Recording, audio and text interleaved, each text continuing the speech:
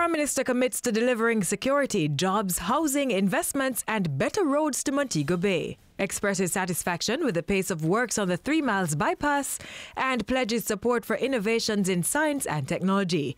You're watching Jamaica House Weekly. I'm Lorraine Mendez. Stay tuned.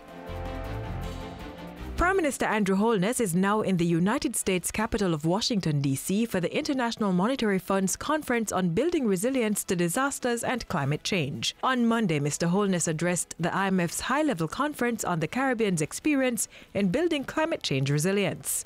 During his time in Washington, D.C., the Prime Minister held bilateral discussions with the IMF head and leaders of other multilateral agencies. He also addressed the diaspora at a town hall meeting. Prime Minister Holness will then head to Buenos Aires, Argentina for the November 30 to December 1 G20 Leaders Summit. Under the theme, Building Consensus for Fair and Sustainable Development, Mr. Holness will speak to climate change and energy transition and hold bilateral talks with other global leaders. The Prime Minister will close out his international engagements in Port of Spain, Trinidad and Tobago at the 18th Special Meeting of the CARICOM Single Market and Economy, CSME.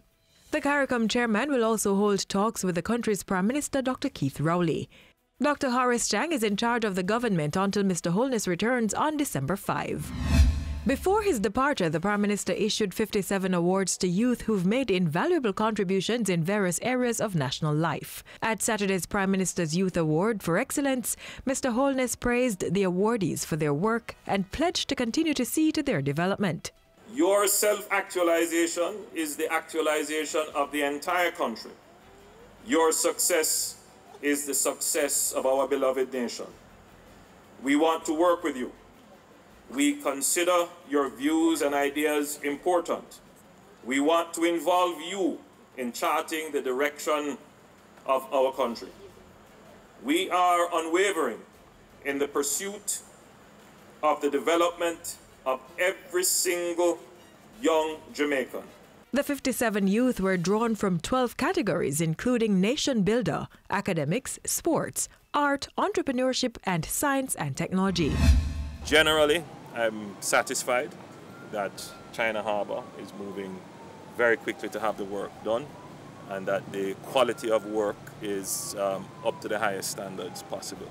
Mr. Holness said he was pleased that the 3 Miles bypass road which connects Chesterfield to Marcus Garvey Drive was 90% complete.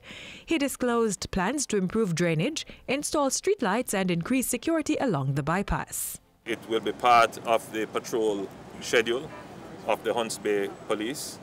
It will probably, in the initial stages, have to be manned by the Public Safety and Traffic Enforcement branch. Public safety is priority, so we will put in place whatever measures are necessary to ensure that the road is safe and secure. Speaking to the 3 Miles interchange at Portia Simpson Miller Square, Mr. Holness said works were progressing rapidly and smoothly. On Thursday, the Prime Minister shared his plans for the further development of St. James during a town hall meeting in Montego Bay. Among the plans are initiatives to increase the housing stock and job opportunities, reduce congestion and improve safety and security. The government is not going to relent. The government will implement measures and stick with them for as long as it takes to bring genuine security to your communities. The Prime Minister also threw out a challenge to the parish's business community. I am appealing to the business people to start making the investment in the linkages, particularly in agriculture, so that more of the revenues earned from our Sun, Sea and Sand can come back here to Jamaica and benefit the people of Jamaica. And during the question and answer segment, Prime Minister Holness pledged to implement regulations to protect BPO workers, as well as to support craft vendors and small business owners at the shoe market. The Prime Minister also addressed closing time for businesses under the state of emergency, training opportunities and the stipend for HEART participants, as well as the new Road Traffic Act. There are issues that have to be addressed, but I give you the assurance, I give every single taxi man the assurance that the new law that is put in place will be applied fairly and justly. Thursday's town hall was held at the closed Harbour Beach, which is tapped for a $1.3 billion development project. It's a joint venture between the Urban Development Corporation and the Tourism Enhancement Fund.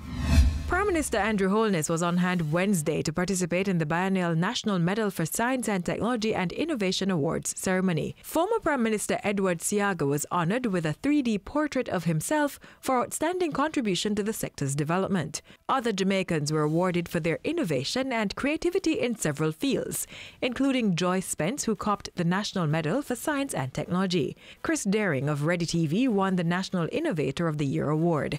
Dr. Shade Foster received the Young Scientist of the Year award, while healthy sugar product creator Jordan Freeman walked away with the Youth Innovator of the Year award. Awards were also given in the categories of food and agro-processing, engineering and manufacturing, environmental sustainability, engineering and energy, education, as well as health and safety. I am extremely happy to witness the push for increased awareness and participation in science and technology and innovation across the length and breadth of the country.